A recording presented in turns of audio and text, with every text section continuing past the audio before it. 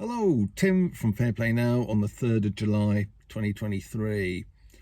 So, there's been a lot of anger over the weekend, hasn't there, about this Nigel Farage thing? I think both from supporters of his and people who aren't keen on him alike, because it is a worrying trend, isn't it? A worrying development that you can be shut down just for your political views by these institutions.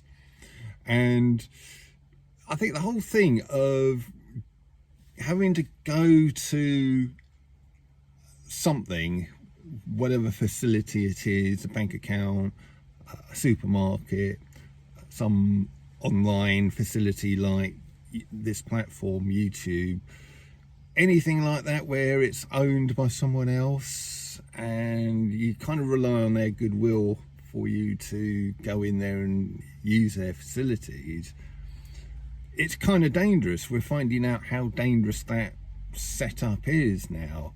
We just always took it for granted that as long as you weren't doing anything really dodgy like promoting violence or whatever, or sort of selling drugs or anything else illegal, that you'd always be allowed to use these things. But it seems we're getting to a stage now where people are starting to close other people down just because they don't agree with their political views, and that is a danger.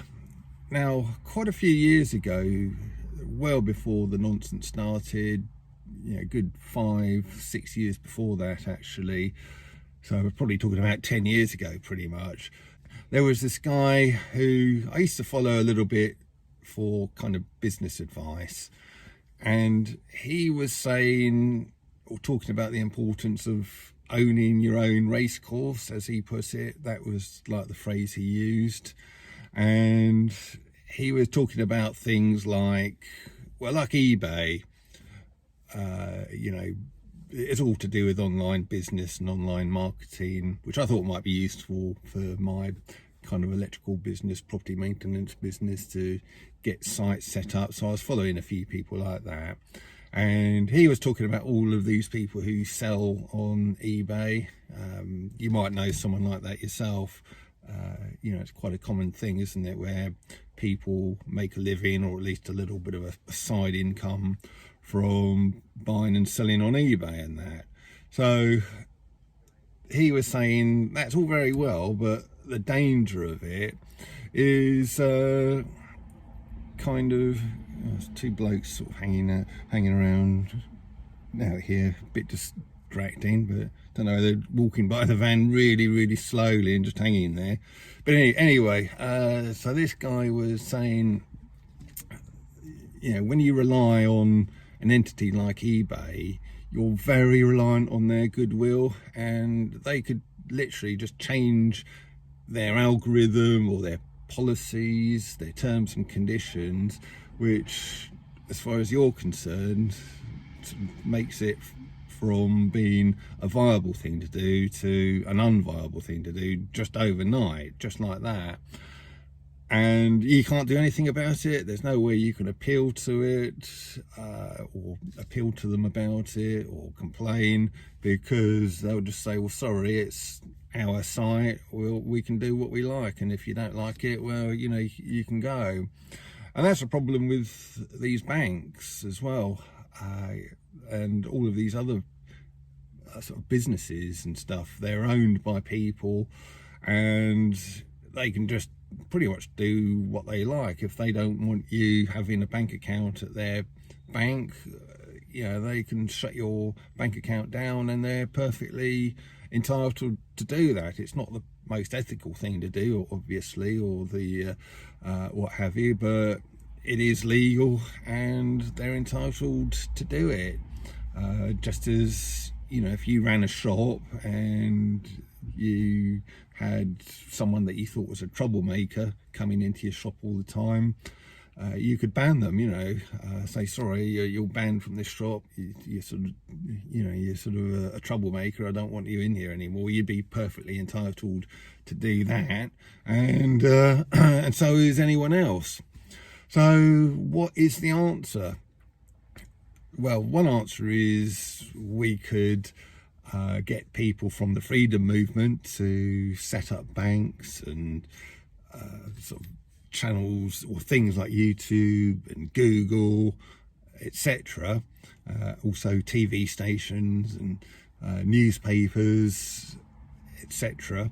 to sort of we could deal with. That's starting to happen. You've got the Light newspaper, things like that. Quite a few other businesses now which are kind of growing and expanding, but it's a very slow process, and we probably won't have things like banks and platforms like YouTube for a long time to come yet, if ever. But it would be nice if everything we dealt with and sort of had anything to do with was owned by people of a similar frame of mind. But then again, that's limited, because although you might be of a similar frame of mind to them now, they might change, or you might change in the future, which then means they're not of a similar frame of mind, and then you may well end up running against the same problems again. You end up getting banned from their sort of platforms, because again, you don't own that racecourse, do you? So another interesting possibility, I was talking about when I went to the stand in the park yesterday, and I did that video with the two guys there. That was really good, by the way. I hadn't been to a stand in the park for ages. I kind of got out of the habit of going, to be honest with you, and also too busy making videos and going to events and things. But it was nice to go back and see old friends and everything, so that was really, really fantastic. And I'll be making an effort to go back, not every week, but I'm going to try and go at least once a month, every 3 weeks to a month, certainly over the summer months at least. But we were having a conversation about cryptocurrencies, Bitcoin and all of that, and one guy was saying, the trouble with things like Bitcoin is it's, the government could close it down, or the owners could close it down, whatever. And I was saying, well, actually they can't, because it's not actually owned by any one person. It's kind of on a blockchain, which I don't understand the concept totally, but from the way I understand it in my own brain, is it's a bit like a cooperative. So it's not owned by any one person or institution. It's owned by pretty much everybody. So if you get a bit of Bitcoin, £100 worth of Bitcoin, you actually are a part owner of Bitcoin, and no one person owns it, no one kind of board, executive board or company or entity own it. And therefore, if you can't really do anything against them to get a ban, because there's no one there to make that kind of decision. So that is a really, really interesting concept. And I believe I heard that the video platform Odyssey, which is a competitor to YouTube, they operate in the same way. That isn't owned by any one person or company or group or anything. It is, again, like a cooperative, basically a blockchain type of thing. And therefore, you can make a video, you can put it on there, and it could be talking about absolutely anything you like, and you'll never have a video pulled down from there, because there's no one owner. You'd have to get everybody who's a part of it together to vote on, we should ban this bloke over here, and of course that's never going to happen. So maybe that's the way forward with these things, just not have any kind of single owner for anything. Everything should be run on a cooperative basis, whether it's food, whether it's where you go to get your food, where you bank, where you upload videos to, etc. Every shop should be run on a kind of a co-op sort of basis, and that way you can't fall foul of the owners, because there isn't any owners. You're one of the owners. I guess you could get the scenario where if you're really unpopular, they could the rest of them could vote to sort of ban you, but that's going to take a lot more effort and etc. than just a sort of a board or just one CEO somewhere just deciding they don't like you and banning you. So yeah, let me know in the comments below. I'm rambling on here a little bit. Time's getting on this video. So what do you think? What is the answer? We need to get away from this concept of using other people's race courses, as that guy I was talking about put it, and owning our own race courses in either get them owned by people in the freedom movement, or even better, get them owned by us all on a kind of cooperative basis. Let's own that race course, those race courses on a co-op basis. Is that the way forward? I don't know. Could be, might not be, but I'll appreciate reading your comments in the comment section below. Just a little thing to finish off with. I've just remembered this. My video from a day or two ago where I was talking about Klaus Schwab and that passage that he apparently wrote. I did say in that video I didn't know 100% if he wrote it or not.